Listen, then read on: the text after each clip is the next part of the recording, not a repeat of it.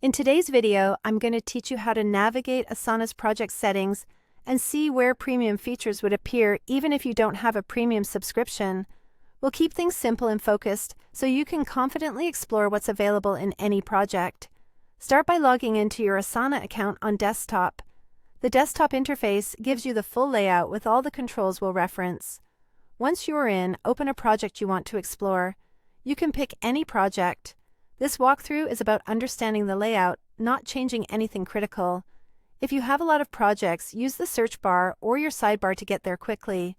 With your project open, look to the top right of the screen and click Customize. This is the control center for your project's tools and configurations.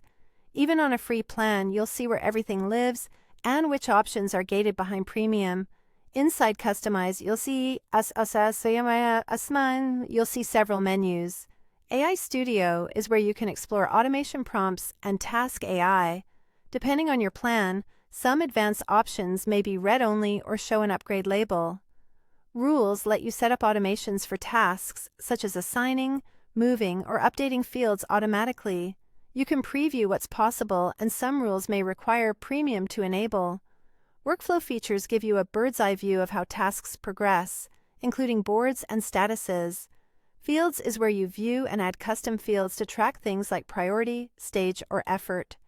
Forms allow you to create intake forms, so requests land in your project with the right details. Apps is your hub for connecting tools like Slack, Microsoft Teams, or Google Calendar. Task types and templates help you standardize recurring work, so new tasks start with the right structure. Bundles let you standardize workflows at scale.